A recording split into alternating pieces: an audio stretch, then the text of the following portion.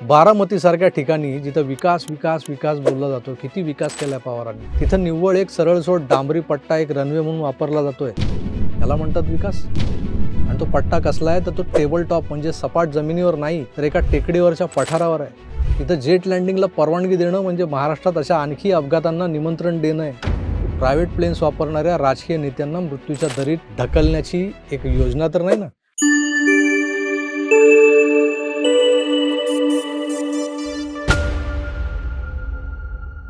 28 जानेवारी 2026 सकाळचे 8:45 वाजले होते. एक मोठा धमाका होतो बारामतीत आणि महाराष्ट्र हादरतो.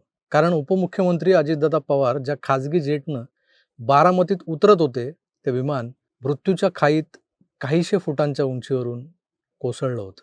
महाराष्ट्रातलं एक लोकप्रिय राजकीय व्यक्तिमत्व त्या विमानात होतं आणि या अपघातात ते व्यक्तिमत्व हरपलंय. तेव्हा आज प्रश्न विचारला जातोय की जिथं हे विमान लँड केलं जात होतं ते बारामतीतलं सो कॉल्ड विमानतळ हे विमानतळच होतं की अजून काही? स्पष्ट विचाराल तर हे विमानतळ होतं की मृत्यूचा सापळा? देशातली सर्वात शक्तिशाली नेत्यांची जी मांदियाळी आहे त्या नेत्यांपैकी एक असे अजितदादा. महाराष्ट्राचा उपमुख्यमंत्री अजितदादा. तो ज्या ठिकाणी उतरतो तिथं कमीत कमी आंतरराष्ट्रीय दर्जाची सुरक्षा असायला हवी होती. असा प्रोटोकॉल आहे.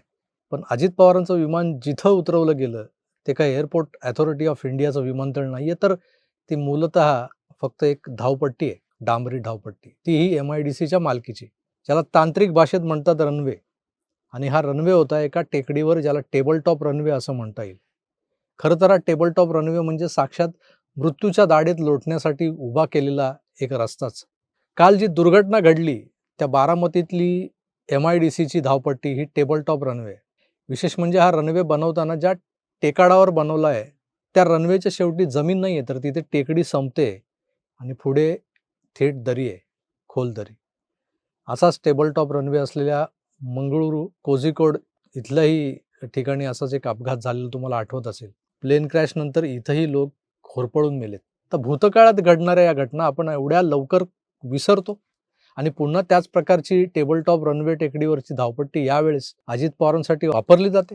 तुमच्या लक्षात आलंय का? बारामतीत जिथे हे विमान अपघातग्रस्त झाले तिथे काय एअरपोर्ट नाहीये. या रनवेला सपोर्ट म्हणून तांत्रिकदृष्ट्या कुठलंच साधन तिथं नाहीये. एअर ट्रॅफिक कंट्रोल ज्याला ATC म्हणतो ते युनिट नाहीये. इन्स्ट्रुमेंट लँडिंग सिस्टीम नाहीये. मग तिथं लँडिंग कसं काय बरं केलं जातं? हवेतलं विमान लँड करणं खरंच जिकरीचं काम असतं. समोर जे कॉकपिट असतं ना, जिथे वैमानिक बसतो तिथून समोरचं सगळं दृश्य दिसेल असं नसतं. काही आडाखे सपोर्ट सिस्टीम जी असते त्या सपोर्ट सिस्टीमच्या मदतीनं आणि रनवे लाइटिंग जी सिस्टीम असते, रनवेच्या दोन्ही बाजूला असे दिवे लावलेले असतात. तर रात्रीच्या अंधारात ते चमकत असतात. काही रेडियमच्या पट्ट्या असतात मोठमोठ्या, त्याही उजळून निघतात. आणि या सगळ्या जे काही गायडन्स मिळतो, हा सगळा जे मार्गदर्शक तत्व जी समोर दिसतात त्या सपोर्ट सिस्टीमच्या आधारे लेन कीप असिस्ट, आपण गाडी चालवताना कसं ते लेन कीप असिस्ट फंक्शन आलंय गाडीमध्ये, 4 व्हीलरमध्ये, तसं एक प्रकारचं एक फंक्शन इथं वापरलं जातं. ते रनवे लाइटिंग बारामतीत त्या रनवेवर नाहीये. तिथे ना कुठला रेडियमचा पट्टा आहे, जवळ फायर ब्रिगेड नाहीये, इमर्जन्सीला ॲम्ब्युलन्स नाहीये, एक शेडही नाहीये साधी. मग महाराष्ट्राच्या उपमुख्यमंत्र्यांचं अजित पवारांचं विमान कशाच्या आधारावर उतरवलं जात होतं तिथं? No ATC, no light, no कुछ. मग काय राम भरोसे हिंदी हॉटेल होतं की काय तिथं? कुणाच्या भरोश्यावर चाललं होतं हे सगळं? देवाच्या? तिथल्या फ्लाइंग स्कूलचा एक कर्मचारी रेडिओवर सांगतो रनवे क्लिअर आहे बस.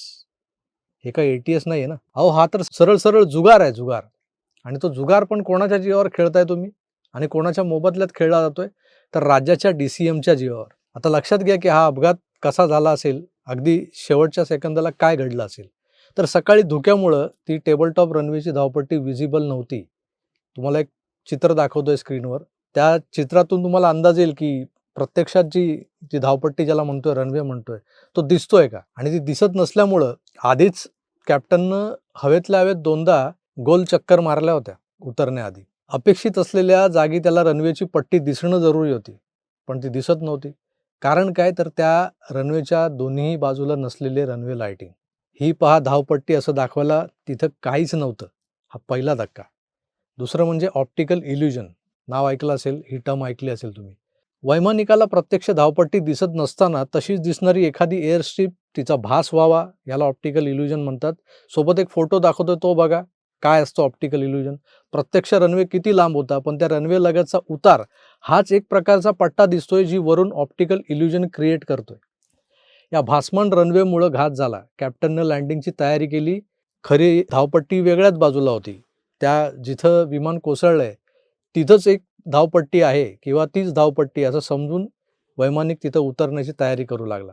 पण पुढच्या क्षणी लक्षात आलं, की नाही, ही पट्टी म्हणजे रनवे नव्हे. पण तोवर उशीर झाला होता.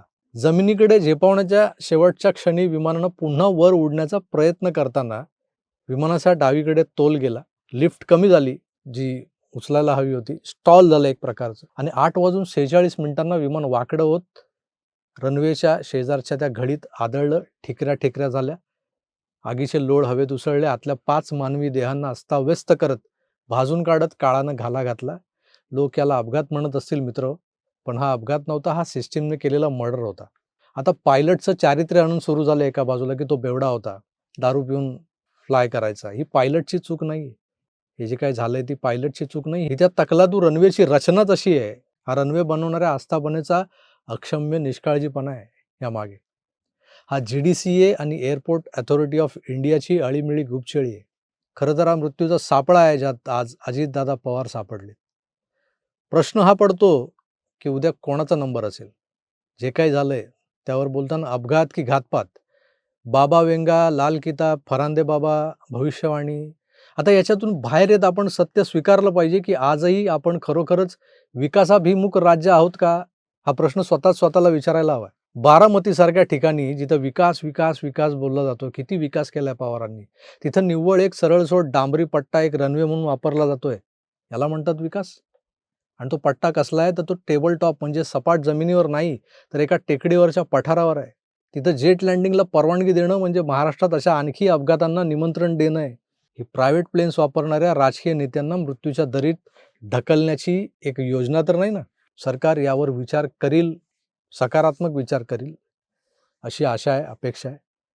सोशल मीडियावर दादा गेले, आता यांचा नंबर, आता त्याचा नंबर, अशा पोस्टी करणाऱ्या भुरट्या कीबोर्ड बडव्यांनो, हा अपघात नीट समजून घेतला असतात ना, तर उगाच कुणाची बदनामी करण्याची गरज भासली नसती तुम्हाला. आणि अशा दुःखद प्रसंगी अशा पोस्टी करून, असे व्हिडिओज टाकून स्वतःचं हसंही करून घेतलं नसतं. त्यामुळे सुधरा. अजून वेळ गेलेली नाहीये. कळलं? धन्यवाद.